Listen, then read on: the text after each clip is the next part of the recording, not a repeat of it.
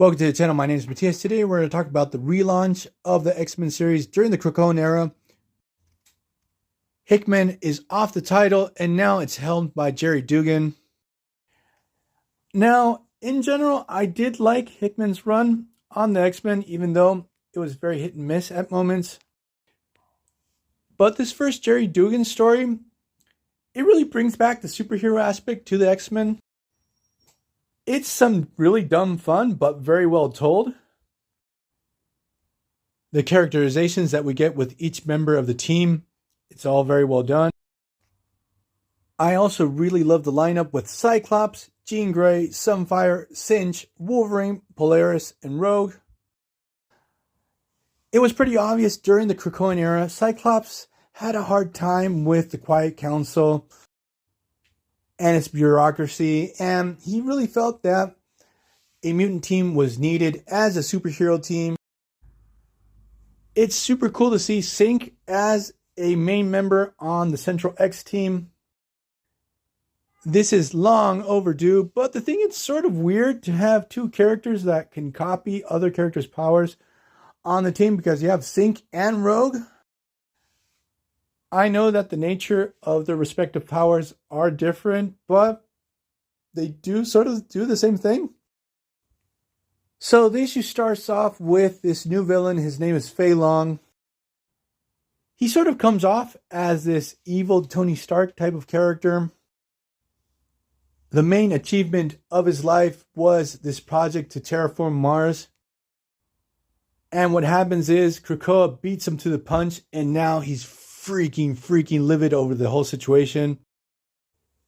Then the story cuts to the X-Men, who have established this new base in New York City. It's sort of like this full-fledged Krakoan embassy, where we have this whole X-team living there. They're not on Krakoa, they stay in New York. We get this really interesting exchange between Ben Ulrich and Cyclops. He's doing this interview for the Daily Bugle. So they're getting into Krakoan politics, so on and so forth. And he mentions to Cyclops, look, I've seen a couple mutants on Krakoa that I know they died. How the hell are they back from the dead? And Cyclops says, no, you must have been a mistake. He says, no, I covered those stories when those people died. Cyclops is getting some heat over this whole situation, so he's able to get away from this interview. He sort of postpones it for another day. The world cannot find out the fact that mutant resurrection exists. What happens out of nowhere, we get this gigantic kaiju that lands in the middle of New York City. It seems that at the moment, the only superhero team able and in the city at the moment are the X-Men. They jump into action. This giant monster is way too powerful. Inc. gets this completely cockamamie plan to defeat this kaiju. It's so stupid that it's fantastic. The whole team combines their powers, especially Polaris, and Synch actually recalls Forge's mutant powers, that he can basically invent anything. And what he does when all these characters combine their powers, they create this giant Voltron type of character. It's gleefully stupid, but I love it. We get this fantastic battle between this gigantic X-robot and this monster.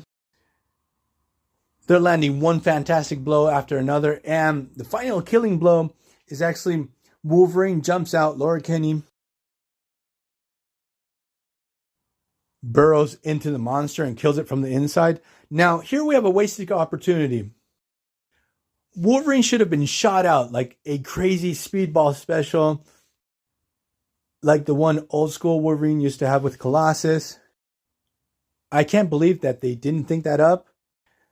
The thing is that once we have this monster defeated, with that whole setup with Fei Long, you think that he was the one that sent this gigantic kaiju to take vengeance for destroying all of his plans for Mars. But then we cut to this weird casino world out in space. I'm not sure if this is the same place that during the Wolverine and the X-Men series Wolverine went to with Kid Omega. The thing is that this place has a new owner. His name is Cordyceps Jones. He's like this evil mushroom dude. For some reason, he has like this big ass axe to grind against Earth and Earth's mutants. And he just sent this gigantic monster so people can bet how much of New York it could destroy. It's actually a pretty cool and frivolous idea for this new villain. So I'm going to leave this video here. I hope you guys liked it. See you guys next time. Bye.